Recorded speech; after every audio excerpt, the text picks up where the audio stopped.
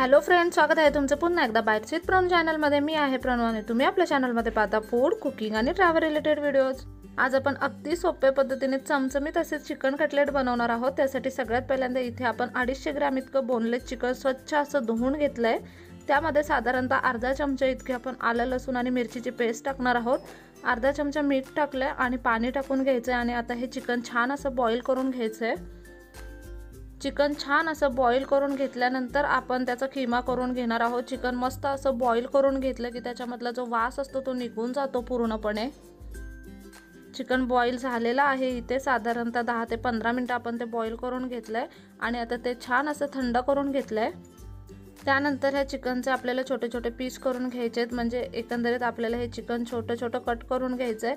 अशा पद्धतीने तुम्हाला हाताने जर ते करायला घाण वाटत असेल तर तुम्ही काट्या चमच्याने सुद्धा करू शकता किंवा डायरेक्टली मिक्सरला सुद्धा लावू शकता, किंवा जर तुम्हाला हाताने करण्याची सवय असेल तर अशा पद्धतीने हाताने आपल्याला ते चुरून घ्यायचं आहे। आपण खिमा बनवताना ज्या पद्धतीने चिकन बनवतो तशा पद्धतीचं बारीक नाही करायचं आहे, थोडंसं असं जाडसरच ठेवायचं जेणेकरून ते दाताखाली खाताना मस्त असं लागेल। आता इथे आपण 250 ग्रॅम चिकनसाठी 2 छोटे बटाटे उकडून ते आपण सोलून घेतलेले आहेत आणि त्यानंतर ते आपण स्मॅश करून घेतलेत। सगळ्यात पहिल्यांदा आता हे चुरून घेतलेलं चिकन टाकायचं आहे, त्यामध्ये हे बटाटे टाकायचे आहेत। चवीपुरता कांदा टाकायचा आहे, साधारणतः अर्धा कांदा बारीक चिरलेला टाकलाय आपण। इथे बारीक चिरलेली कोथिंबीर टाकली आहे। अर्धा चमचा आलं लसूण मिरची पेस्ट, 1 चमचाभर इतकी धने पावडर, अर्धा चमचा आपल्याला गरम मसाला टाकायचा आहे आणि अर्धा चमचा चिकन मसाला टाकायचा आहे। त्यानंतर साधारणतः 1 ते 2 चमचे इतकं लाल तिखट टाकायचं आहे, पाव चमचा हळद टाकायची आहे, अर्धा चमचा आपल्याला जिरे पावडर आणि अर्धा चमचा काळी मिरी पावडर टाकायची आहे। त्यानंतर यामध्ये आपल्याला मीठ टाकून घ्यायचं आहे। आपण चिकन बॉईल करताना सुद्धा मीठ टाकलेलं, त्यामुळे चवीप्रमाणे मीठ टाकून घ्यायचं आहे। हे सगळं आता व्यवस्थित मिक्स करून ह्याचा एक गोळा तयार करून घ्यायचा आहे। अजिबात पाणी वगैरे काही टाकावं लागत नाही, अगदी इझिली गोळा बनतो मिश्रणाचा। आता या मिश्रणाच्या गोळ्याचे आपल्याला छोटे छोटे गोळे तयार करून घ्यायचे। ज्या आकाराचे आपल्याला कटलेट बनवायचे त्या आकाराचे गोळे आपण इथे करून घ्यायचे। कटलेट बनवताना एक गोष्ट सगळ्यात महत्त्वाची असते, ती म्हणजे मसाले। जितके छान तुम्ही मसाले टाकाल तेवढा छान फ्लेवर येतो कटलेटला। इथे सगळे गोळे तयार करून झालेले आहेत। आता ह्यांना फक्त अशा पद्धतीने आपल्याला चपटं करून घ्यायचं आहे हातावरतीच। इथे तुम्ही पाहू शकता, म्हणजे त्यांना कटलेटचा आकार येईल। कटलेट खूप जास्त जाड असले तरी चांगले लागत नाहीत आणि पातळ तर अजिबात चांगले लागत नाही। अशा पद्धतीने ते मध्यम आकाराचे बनवून घ्यायचे। सगळे कटलेट आपण इथे बनवून घेऊयात।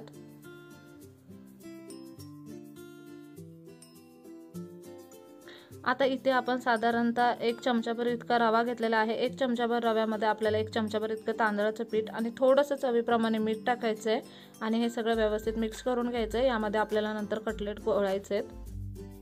आता आपण इथे दुसरी प्लेट घेतलेली आहे, त्यामध्ये 1 अंड फोडून घ्यायचं आहे आपल्याला।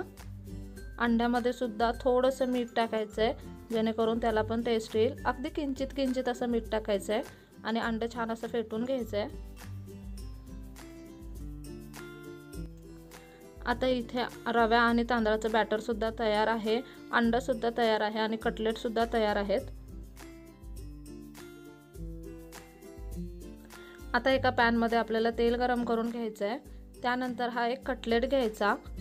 सगळ्यात पहिल्यांदा कटलेट अंड्यामध्ये डीप करायचा, दोन्ही बाजूने व्यवस्थित अंडा लागलं गेलं पाहिजे आणि त्यानंतर हे रवा आणि तांदळाचं पिठाचं जे मिश्रण बनवलंय त्यामध्ये घोळून घ्यायचं आणि मग तेलामध्ये सोडायचं।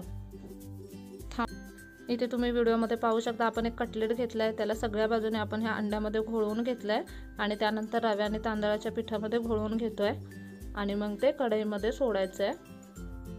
इथे रवा आणि तांदळाचं पीठ आपण घेतलंय, त्याऐवजी तुम्ही फक्त रवा किंवा फक्त तांदळाचं पीठ सुद्धा घेऊ शकता। हे कटलेट अजिबात तुटत वगैरे नाहीत किंवा तळताना फुटत सुद्धा नाहीत, अगदी सोप्या पद्धतीने बनतात।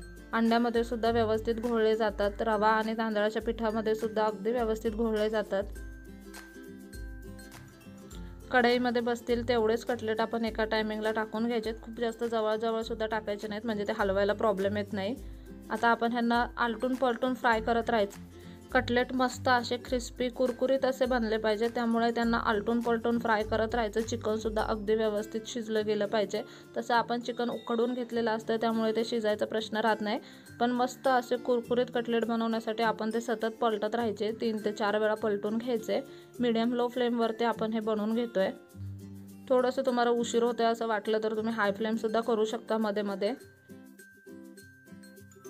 अगदी मस्त गोल्डन कलर येईपर्यंत आपल्याला हे कटलेट फ्राय करून घ्यायचे। तुम्ही इथे पाहू शकता मस्त असे कटलेट तयार आहेत। त्यांना सर्विंग प्लेटमध्ये आता आपण काढून घेऊयात। अगदी पटकन बनतात, दिसायला सुद्धा छान दिसतात। अशाच पद्धतीने आता आपल्याला बाकीचे कटलेट सुद्धा फ्राय करून घ्यायचे।